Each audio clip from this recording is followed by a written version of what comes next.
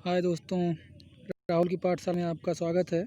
आज हम लोग ग्रहों के बारे में पढ़ेंगे। देखते हैं, पहले आप लोग जानिए कि ग्रह किसको बोलते हैं। ग्रह जो सूर्य के चारों तरफ खगोलीय पिंड जो चक्कर लगाते हैं उनको ग्रह बोलते हैं। देखिए, इसमें जो है सूर्य से दूरी के अकॉर्डिंग ग्रहों की स्थिति दर्शाई गई है। तो सूर्य के सबसे निकट का जो ग्रह है बुध है, उसके बाद शुक्र है, फिर पृथ्वी है, फिर मंगल है, फिर बृहस्पति है, फिर शनि है, फिर अरुण है, फिर वरुण है। ये थोड़ा ध्यान में रखिएगा, क्योंकि कई एग्जामों में पूछ लेता है कि सूर्य के सबसे निकटतम ग्रह कौन सा है और पृथ्वी की निकटता के हिसाब से कौन सा स्थान है सूर्य से निकटता के अकॉर्डिंग। तो सौर प्रणाली की खोज कॉपरनिकस ने की और ग्रहों की गति का नियम जो है केपलर ने दिया था। अब हम लोग सूर्य के बारे में पढ़ेंगे। देखिए, सूर्य पृथ्वी के सर्वाधिक निकट का तारा है। सूर्य एक प्रकार का तारा है, ठीक है। सूर्य जो है एक गैसीय गोला है। इसमें विभिन्न प्रकार की गैसें पाई जाती हैं, जैसे हाइड्रोजन 71%, हीलियम 26.5% तथा अन्य गैसें जो है लगभग 2.5% है। सूर्य के केंद्र पर हाइड्रोजन के 4 नाभिक मिलकर एक हीलियम नाभिक का निर्माण करते हैं। इसके केंद्र पर नाभिकीय संलयन क्रिया होती है, जो सूर्य की ऊर्जा का स्रोत है। जो है सूर्य के केंद्र में जो है नाभिकीय संलयन की क्रिया होती है, जो सूर्य के ऊर्जा का स्रोत है। तो यहाँ पे आ गया नाभिकीय संलयन। नाभिकीय संलयन किसको बोलते हैं? जब दो हल्के नाभिक मिलकर किसी बड़े नाभिक का निर्माण करते हैं, उसे जो है नाभिकीय संलयन बोलते हैं। और जो है सूर्य का जो प्रकाश है वो पृथ्वी तक पहुंचने में 8 मिनट और 16 सेकंड का समय लगता है। इसको पढ़ने के बाद हम लोग जो है थोड़ा क्विज है, लगभग 20-25 क्वेश्चन का क्विज सॉल्व करेंगे, ठीक है। और सूर्य में एक काला धब्बा वाला स्थान है जो प्रकाश उत्सर्जित करने में असमर्थ है। देखिए यहाँ पे है बुध। सूर्य के सबसे निकट का जो ग्रह है उसको बुध बोलते हैं, बुध है वो। अब बुध के बारे में पढ़ेंगे। बुध को इंग्लिश में मरकरी बोला जाता है। यह सौरमंडल का सबसे छोटा ग्रह और सूर्य के सबसे निकट है। सौरमंडल का जो सबसे छोटा ग्रह है वो बुध है और यह जो है सूर्य के सबसे निकट है। इस ग्रह पर दिन अति गर्म और रातें बर्फीली होती हैं। तो बुध पे जो है दिन बहुत गर्म होते हैं और रातें बर्फीली होती हैं। बुध सूर्य की परिक्रमा सबसे कम समय में केवल 88 दिनों में पूरा करता है। अगर एग्जाम में पूछता है कि सूर्य की परिक्रमा सबसे कम समय में कौन करता है, तो उसका आंसर आएगा बुध, और ये 88 दिनों में पूरा करता है। अगली लाइन है, देखिए, इस ग्रह पर वायुमंडल नहीं है, इसलिए यहाँ जीवन संभव नहीं है। बुध पर कोई जीवन संभव नहीं है क्योंकि यहाँ पे कोई वायुमंडल नहीं है, और इस ग्रह का कोई उपग्रह भी नहीं है। बुध का कोई उपग्रह नहीं है। बुध के बाद जो उपग्रह आता है शुक्र आता है, क्योंकि सूर्य से दूरी के अकॉर्डिंग दूसरे स्थान पे है। शुक्र के बारे में अब पढ़ते हैं। यह पृथ्वी के सबसे निकट का ग्रह है। शुक्र जो है ये पृथ्वी के सबसे निकट का ग्रह है। और इसके अगली लाइन है, पूरे सौरमंडल का सबसे चमकीला तथा सबसे गर्म ग्रह यही है। शुक्र जो है पूरे सौरमंडल का सबसे चमकीला तथा गर्म ग्रह है। अगली लाइन देखिए, शुक्र अन्य ग्रहों के विपरीत सूर्य की परिक्रमा पूर्व से पश्चिम की ओर लगाता है, इसलिए इसका सूर्योदय पश्चिम की तरफ और सूर्यास्त पूर्व में होता है।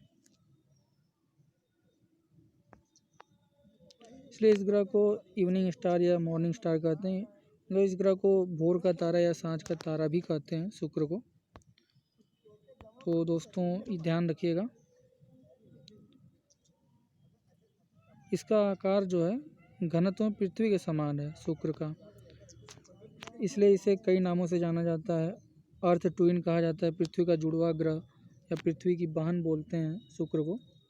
इस ग्रह का अभी कोई उपग्रह नहीं है। इस ग्रह के वायुमंडल में 95% कार्बन डाइऑक्साइड और 3.5% नाइट्रोजन है। तो जो है सौरमंडल में दो ऐसे ग्रह हैं, बुध और शुक्र, जिनका जो है कोई उपग्रह नहीं है। ये बहुत ही इंपॉर्टेंट क्वेश्चन है, कई एग्जाम में पूछा जाता है। अगला हमारी पृथ्वी आती है, जिसे नीला ग्रह भी कहते हैं, और यह सौरमंडल का एक ऐसा ग्रह है जिस पर जीवन संभव है। पृथ्वी के बारे में पढ़ना बहुत ही जरूरी, क्योंकि हम इसी पृथ्वी पे रहते हैं, तो पृथ्वी के बारे में जानना आवश्यक है। पृथ्वी के विषुवत व्यास और ध्रुवीय व्यास के बीच लगभग 43 किलोमीटर का अंतर है।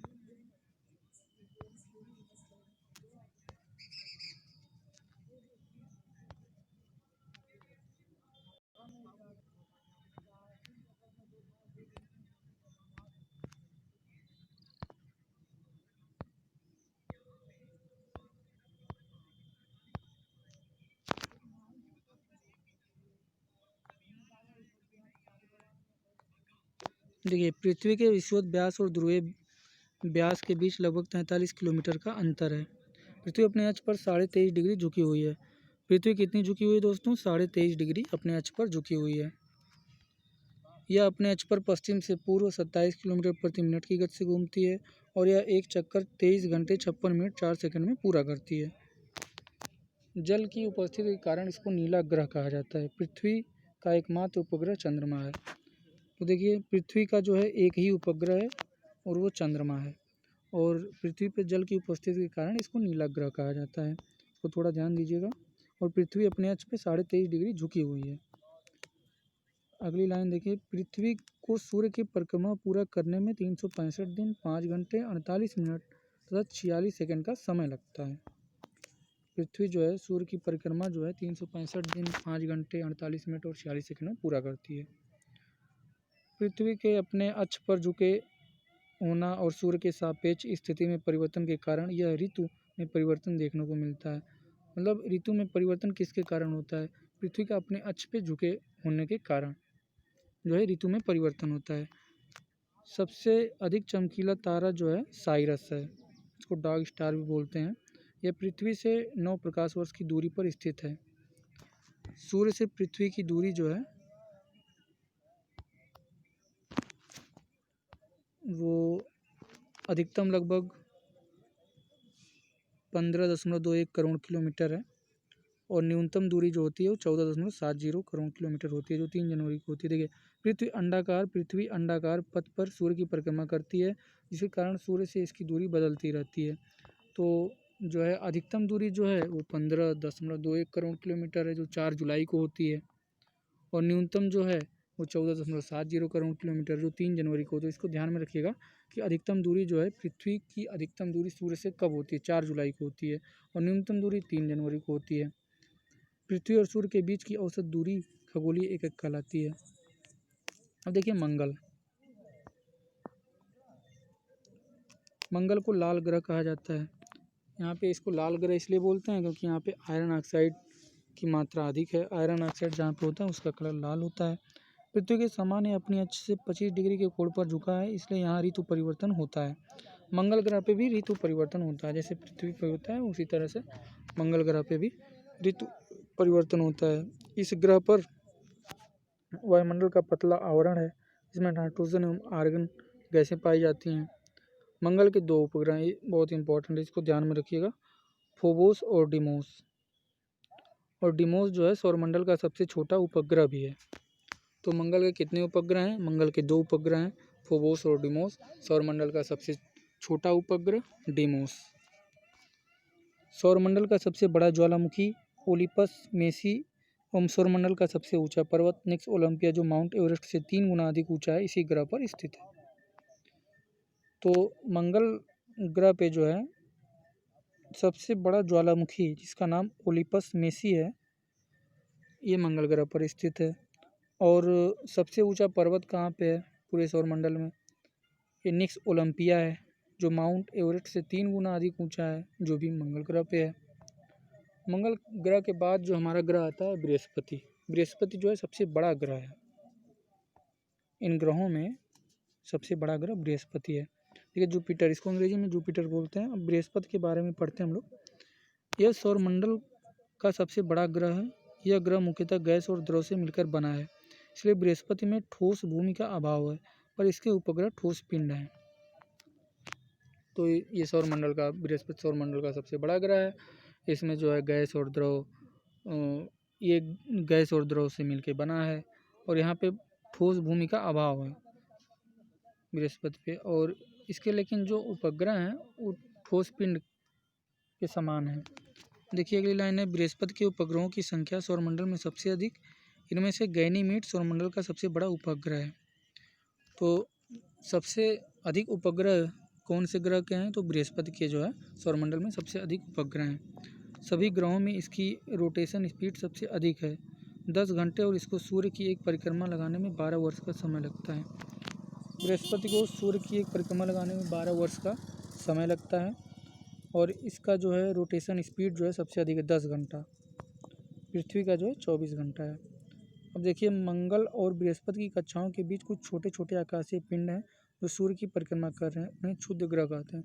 मतलब जो मंगल और बृहस्पति के बाद का जो बृहस्पति और मंगल के बीच जो छोटे छोटे आकाशीय पिंड हैं वो सूर्य की परिक्रमा करते हैं, उन्हें क्षुद्र ग्रह बोला जाता है। उसके बाद अगला ग्रह आता है बृहस्पति के बाद शनि। यह आकार में दूसरा सबसे बड़ा ग्रह है। बृहस्पति के बाद जो है आकार की दृष्टि से अगर देखा जाए तो शनि का स्थान आता है। शनि का जो है आकार के अकॉर्डिंग दूसरा स्थान है ग्रहों में। अगली लाइन देखिए, इस ग्रह की एक विशेषता है कि इसके चारों ओर प्रकाश की कुंडली है, इसे वलय कहा जाता है। इन वलय की संख्या 7 है और इनकी खोज गैलीलियो द्वारा की गई। देखिए यहाँ पे ये शनि ग्रह है ना, इसके चारों तरफ ये वलय हैं, इसको वलय बोलते हैं, और इनकी संख्या जो है 7 है। तो इसको ध्यान में रखिएगा, जहाँ भी आप देखिएगा कोई ग्रह है और उसके चारों तरफ वलय है तो आप समझ जाइएगा कि वो शनि ग्रह है। शनि का सबसे बड़ा उपग्रह टाइटन है जो सौरमंडल का दूसरा सबसे बड़ा उपग्रह है। ये भी बहुत इंपॉर्टेंट है। दूसरा सबसे बड़ा उपग्रह जो है टाइटन है। हमने पहला कौन सा देखा था? पहला हमने देखा था मंगल ग्रह पे। देखिए इधर है मंगल ग्रह। मंगल ग्रह पे जो है ये कहाँ गया, डिमोस। डिमोस सौरमंडल का सबसे छोटा उपग्रह, ये सबसे छोटा है। और शनि में जो है ये इसका शनि का जो उपग्रह है टाइटन, ये सौरमंडल का दूसरा सबसे बड़ा उपग्रह है। यह ग्रह, इस ग्रह का घनत्व जल से भी कम है, मतलब अगर इसे जल में रखा जाए तो तैरने लगेगा। अब मंगल ग्रह के बाद आता है अरुण। अरुण के बारे में देख लीजिए। यह सौरमंडल का तीसरा सबसे बड़ा ग्रह है और इसका परिभ्रमण शुक्र के समान है। यह अपनी धुरी पर सूर्य की ओर झुका हुआ है, इसे इसको लेटा हुआ ग्रह कहा जाता है। इसलिए इसे लेटा हुआ ग्रह कहा जाता है। इसके वायुमंडल में मीथेन अधिक मात्रा में पाई जाती है। अरुण में जो है मीथेन अधिक मात्रा में पाई जाती है। सबसे लास्ट जो है सूर्य से दूरी के हिसाब से सबसे लास्ट ग्रह वरुण है, जिसको अंग्रेजी में नेपच्यून कहते हैं। देखिए यह हरे रंग का ग्रह है और यह सूर्य से सबसे अधिक दूरी पर स्थित ग्रह है। मीथेन की अधिकता के कारण ही यह ग्रह का प्रकाश हरे रंग का होता है। जो है वरुण का जो रंग होता है हरा रंग होता है। यहाँ पे मीथेन की मात्रा अधिक पाई जाती है और इसी मीथेन के कारण इसका रंग हरा होता है। देखिए एक बार हम लोग देखते हैं सूर्य ग्रहण और चंद्र ग्रहण क्या होते हैं। देखिए सूर्य ग्रहण में देखिए आप लोग पहले ध्यान रखिएगा कि सूर्य जो अपने स्थान पे स्थिर रहेगा। और पहले देखिए सूर्य ग्रहण ये लिखा हुआ ना, देखिए सूर्य ग्रहण, तो देखिए सूर्य अपने स्थान पे स्थित रहेगा और जब सूर्य और पृथ्वी के बीच में चंद्रमा आ जाएगा तब सूर्य ग्रहण होता है, और ये हमेशा अमावस्या के दिन होता है। देखिए चित्र में देखिएगा, सन अपने स्थान पे स्थिर है और अर्थ और सन के बीच में चंद्रमा आ गया, यहाँ पे सूर्य ग्रहण हो गया। अब देखिए चंद्र ग्रहण जो है, यहाँ भी सूर्य को स्थिर रखिए, ये बार बार भूल जाया जाता है। तो यहाँ पे जो है चंद्रमा और सूर्य के बीच में पृथ्वी आती है तब चंद्र ग्रहण लगता है। चलिए अब हम लोग जो है क्वेश्चन आंसर कर लेते हैं, क्विज कर लेते हैं। देखिए पहला क्वेश्चन है, सौर प्रणाली की खोज किसने की थी? कोपरनिकस ने की थी। ये आपने ऊपर देखा ही था। किसी ग्रह के चारों ओर परिक्रमा करने वाले छोटे आकाशीय पिंड को क्या कहते हैं? उपग्रह कहते हैं। हमने बताया था अभी ऊपर। सौरमंडल में कुल कितने ग्रह हैं? तो सौरमंडल में कुल 9 ग्रह हैं। देखिए सौरमंडल में कुल 9 ग्रह हैं, ठीक है। देखिए अंतरिक्ष में कुल कितने तारामंडल हैं? 89, ध्यान रखिएगा 89 तारामंडल हैं अंतरिक्ष में।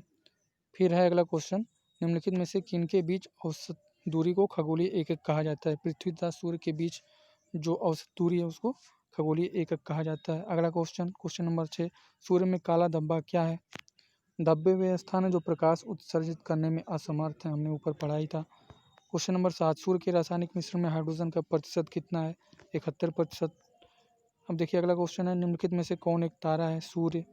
क्वेश्चन नंबर 9 देखते हैं, सूर्य की सतह पर हाइड्रोजन के अलावा दूसरा कौन सा तत्व बहुत अधिक मात्रा में पाया जाता है? हाइड्रोजन के अलावा हीलियम पाया जाता है, हमने ऊपर देखा ही था। देखिए क्वेश्चन नंबर 10, सूर्य का प्रकाश धरती तक पहुंचने में कितने मिनट लेता है? 8 मिनट 30 सेकंड लगता है। क्वेश्चन नंबर 11, सूर्य के सबसे पास कौन सा ग्रह है? बुध है, जो सबसे छोटा ग्रह भी है। अगला क्वेश्चन है, कौन सा ग्रह सूर्य की परिक्रमा 88 दिनों में पूरी करता है? बुध पूरी करता है, आपने देखा ही था अभी। निम्न में से कौन से ग्रहों के चारों ओर घूमने वाले उपग्रह नहीं है? बुध तथा शुक्र। बहुत ही इंपॉर्टेंट क्वेश्चन है, बुध तथा शुक्र कोई उपग्रह नहीं है। क्वेश्चन नंबर 14, किस ग्रह को इवनिंग स्टार, सांझ का तारा या भोर का तारा कहा जाता है? शुक्र को कहा जाता है। अगला क्वेश्चन है, क्वेश्चन नंबर 15, निम्नलिखित में से कौन सा ग्रह सूर्य का चक्कर सबसे कम समय में लगाता है? बुध लगाता है, आपने देखा ही था। अगला क्वेश्चन है, सौरमंडल का कौन सा ग्रह लगभग पृथ्वी जितना बड़ा है? वीनस, पृथ्वी के समान है वीनस, पृथ्वी इतना बड़ा है।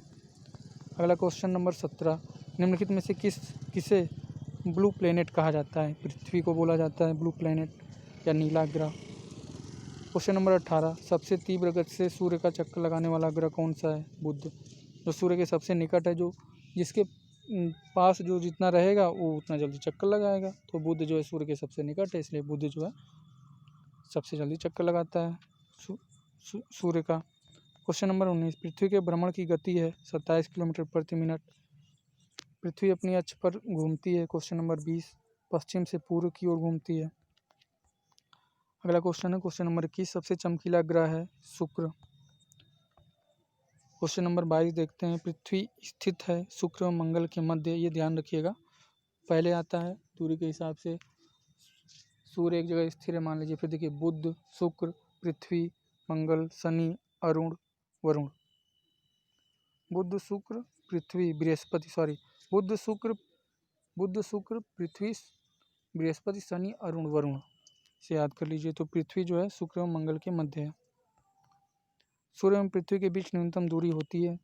क्वेश्चन नंबर 23, हमने देखा था 3 जनवरी को होता है सूर्य और पृथ्वी के बीच सबसे न्यूनतम दूरी। क्वेश्चन नंबर 24, पृथ्वी सूर्य से अपने अधिकतम दूरी पर होती है 4 जुलाई को होता है। क्वेश्चन नंबर 25 देखिए, सौरमंडल का सर्वाधिक गर्म ग्रह कौन सा है? शुक्र। क्वेश्चन नंबर 26, पृथ्वी अपनी दूरी पर घूमती है 23 घंटे 56 मिनट 4 सेकंड में। क्वेश्चन नंबर 27 देख लीजिए, निम्नलिखित में से कौन से ग्रह के सर्वाधिक प्राकृतिक उपग्रह हैं? बृहस्पति के हैं, हमने ऊपर देखा था, अभी पढ़ा था। क्वेश्चन नंबर 28, पृथ्वी की अपनी अक्ष में गति है पश्चिम से पूर्व। क्वेश्चन नंबर 29 देखिए, सौरमंडल का सबसे बड़ा उपग्रह निम्नलिखित से कौन है? गैनीमीड है, सबसे बड़ा उपग्रह गैनीमीड है सौरमंडल का। क्वेश्चन नंबर 30, पृथ्वी के सर्वाधिक निकट कौन सा ग्रह है? बुध है। अगला क्वेश्चन देखते हैं, सौरमंडल का दूसरा सबसे बड़ा ग्रह कौन सा है? शनि। तो दोस्तों आज के लिए बस इतना ही।